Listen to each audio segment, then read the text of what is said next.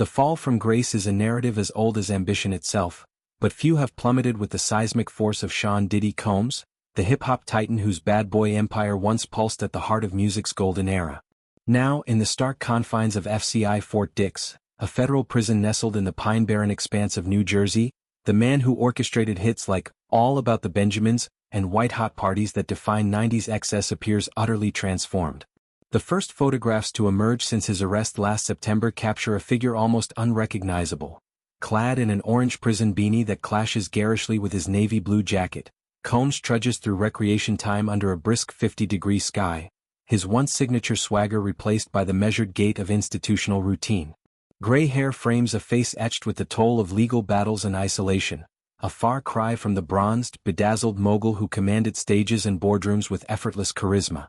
These images, a stark tableau of confinement, arrive on the heels of a trial that gripped the nation, laying bare allegations of exploitation and abuse that shattered the myth of Diddy's untouchable aura. Convicted on 2 counts of transportation to engage in prostitution, the 55-year-old was sentenced last month to 4 years and 2 months behind bars, a term critics decried as lenient given the gravity of the charges, yet one that still severs him from the empire he built. The courtroom drama unfolded like a thriller scripted by his own life, testimonies from former associates painting a portrait of manipulation, lavish freak-offs that masked coercion, and a web of NDAs designed to silence. Combs, ever the performer, maintained his innocence through gritted teeth, his legal team arguing entrapment and overreach. But the jury's verdict was unequivocal, stripping away layers of invincibility to reveal a man accountable, at last, to a system he once seemed to transcend.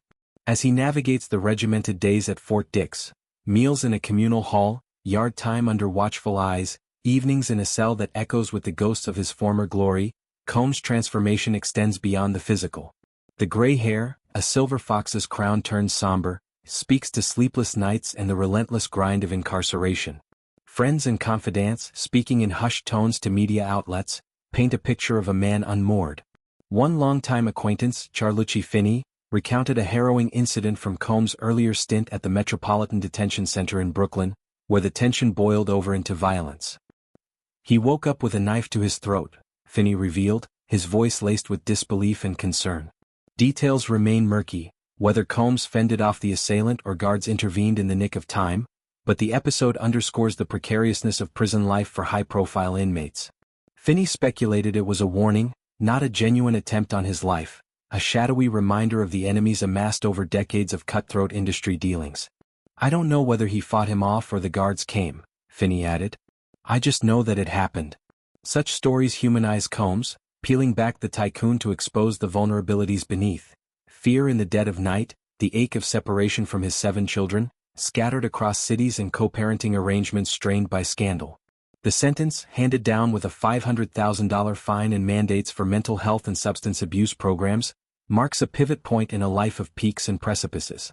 Combs entered the music world as a visionary, interning at Uptown Records before launching Bad Boy in 1993, catapulting the notorious B.I.G. to immortality and weaving himself into the fabric of urban culture.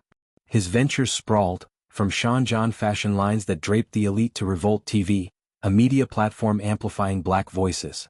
Yet, shadows loomed, East Coast-West Coast feuds that ended in tragedy, lawsuits alleging assault that simmered for years, and whispers of a party scene teetering on excess. The trial amplified these, with evidence of hotel surveillance footage and witness accounts that turned admiration to revulsion.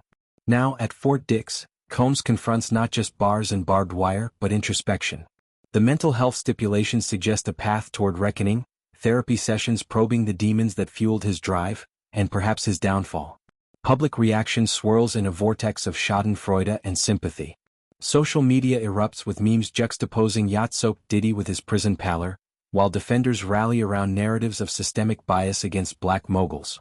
His release date, etched in calendar stone for May 8, 2028, looms as both lifeline and limbo, time enough to rebuild or to fade into footnote. From MDC's urban grit to Fort Dix's rural seclusion, each transfer chips at his resilience. Friends describe letters smuggled out, filled with regrets and resolve. Apologies to those he wronged, blueprints for post-prison reinvention, perhaps a memoir that lays bare the highs of Malibu mansions and the lows of solitary reflection. The knife incident, if true, crystallizes the isolation, No entourage to shield him, no lawyers to spin the narrative. It's a brutal equalizer where the act-bad bravado yields to survival's quiet calculus. Yet, amid the gray skies and institutional blues, flickers of the old Diddy persist. Reports from insiders hint at Combs organizing informal rap ciphers in the yard, his lyrical prowess undimmed, a spark of defiance against erasure. His children, from twins Delilah and Jesse with Kim Porter, to Christian with Misa Hilton, and younger ones with Dana Tran, become his anchor, virtual visits a portal to the world beyond. The fine, a drop in the ocean of his once billionaire coffers, funds restitution, but the real cost is intangible. Legacy lauded in boardrooms, now litigated in headlines. As winter bites into New Jersey's pines, Combs walks the yard path, each step a meditation on redemption. Unrecognizable? Perhaps. But in the alchemy of adversity, reinvention brews. A mogul's return, scarred but standing ready to reclaim the beat.